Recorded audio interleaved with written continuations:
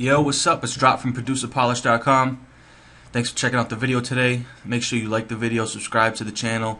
I'm definitely going to be hitting you guys with more videos, getting more advanced topics going. Send me a message. Right now you can send me an email at letitdropmusic@gmail.com. Definitely the site's going to be up soon, but today I wanted to go over one of the most essential things that you can know. One of the most essential things that they drilled into me when I was in college was signal flow. And that's basically the flow of whatever you're recording, whatever instrument, whatever microphone, into your workstation, into your Pro Tools, your FL Studio and that, and through your mixer, and then out the other end to your speaker. So it's really not complicated, but there is a lot of details and some kind of memorization that you need to go over.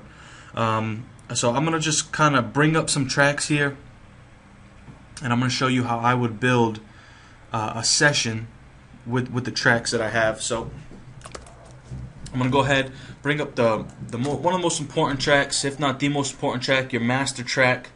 So this track right here is gonna have everything else that you have recorded, whether it be an instrument and a beat, or whether it be vocals and that. It's all gonna run through your master track, and your master track is gonna sum it all down so that it's just a two-track stereo output basically, and then you can turn that into a WAV file from there.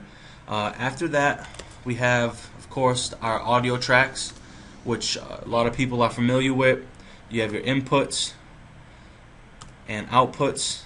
Any program that you work with is going to have these things, the input and the output on your audio tracks. And whether your input is a microphone or whether it's directly plugged in with a guitar, you're going to see an input there, and it's going to come in, and first thing it's going to do is run through whatever insert you have. So your inserts is where like your compressors go, your EQs go, things like that mainly. And then it'll run through your send buses.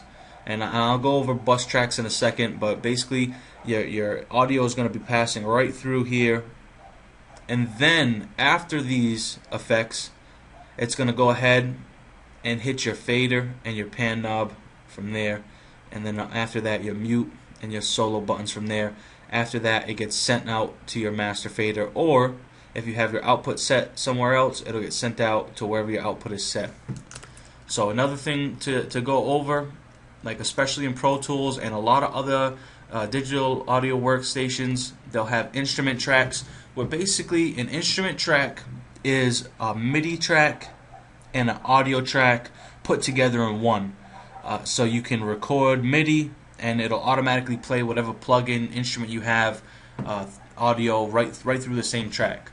So back in the day we used to have to get a MIDI track going, and then we would have our keyboard or whatever lock into the MIDI track, and then that would send information over to our plugins, which would be through our audio track, things like that. But now they have it all done right into one track called an instrument track. Here in Pro Tools, you can find it in FL Studio, Cubase, Logic. All these big name programs, they're going to have instrument tracks now for you to make beats, and along with your audio tracks. And then right here, one of the most important tracks besides the master track is your aux tracks. So aux tracks are just kind of like a pass through. They let audio pass through them. So whenever you're putting on a reverb, whenever you're putting a delay, whenever I put distortion, whenever I do anything that I want to be able to control how much of it I have, how much of it is being blended in, I use an aux track. So I won't necessarily use a compressor on an aux track, because a compressor doesn't, you run audio through it and it comes out the other end, and that's it. Stuff like a reverb, stuff like a delay, you kind of want to be able to adjust that level, adjust the level of how much delay, like how loud the delays are, how loud the reverbs are, things like that. So that's why you want to run it through the aux track. So let's say I had these tracks right here, my instruments and my audio tracks here, and I wanted to run it to a reverb. I would set my send. I'd create a send over to my bus, which you can see I already have some of them named here. I'll just choose one here bus 19 to 20. So it's a stereo bus. It's going to send out left and right signals. And then I can go ahead and set my fader right at 0. And that means all the signal that's running through my instrument track is going to be outputted, as well as to the master track. It's also going to be outputted to my aux send. So I'm going to go ahead and set my aux send here up, bus 19 and 20, the input there. So now anytime audio passes through my inserts, it's going to pass through all of this stuff, the faders and everything. I'm sorry, it's going to pass through the inserts, and then it'll get sent out, and then it'll pass through your faders and mutes and things like that. So keep that in mind, that the bus is pre-fader. That's an important thing to know, but it's after the inserts. So after you EQ and compress things, you can go ahead and send it out to your reverbs and your delays, your distortions, your everything, you know what I mean? And anything that you want to control the level of. And the proper way to do it, the proper way to do reverbs is through an aux send. Proper way to do delays is through an aux send. And that's like 101 right there. Like if you're putting a reverb on an audio track, or if you're putting a delay on a single audio track, it's not the correct way to do it. You know what I mean? If you want to be taking engineering and making beats and producing well seriously, then you have to learn to use these aux sends. It's gonna elevate your game, and it's gonna make you mix better, and it's the proper way to do it. It's the right way to do things. You know, I've met some engineers that I've seen their mixes, and they put in delays and reverbs straight on the instrument tracks and audio tracks themselves, and it's not the right way to do it. If you're going to call yourself an engineer, and if you're going to be watching these videos, the most important thing that I can teach you is to be using these aux sends. And it's not something that you need Pro Tools to use, although in Pro Tools I kind of have like an almost unlimited number of aux sends, but every program is going to utilize aux sends, bus sends, they'll call them sends. So use them. Put your reverbs on these auxes, and then send your signals to it. So that way if you have a few different vocals that need reverb, you can just send the vocals or the instruments to your aux send and put reverb on them like that, rather than opening up separate reverbs and separate delays for each individual track.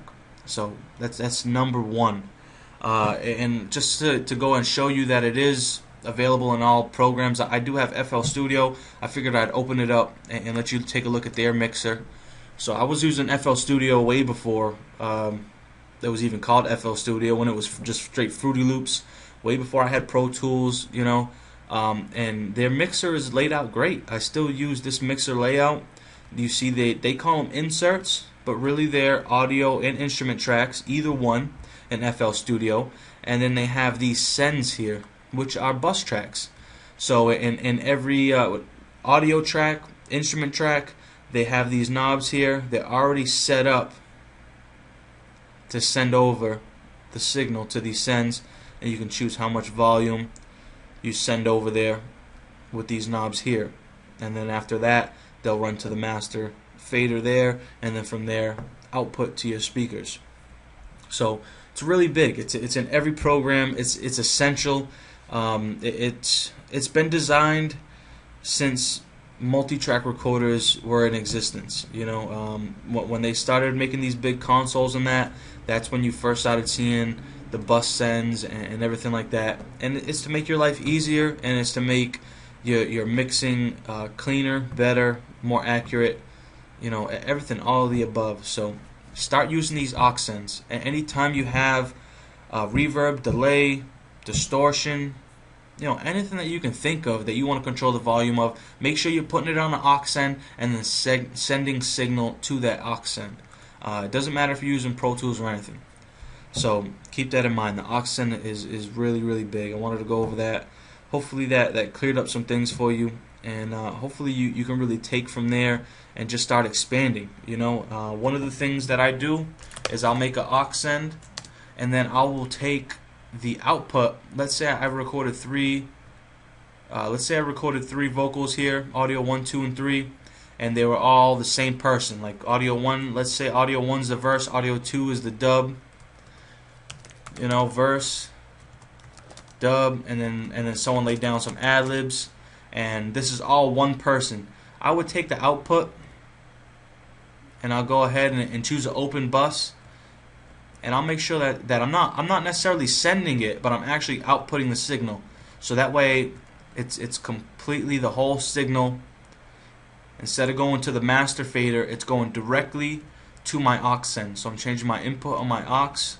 Whoops. Changing my input on my aux to the bus that I chose to be outputs on each audio track.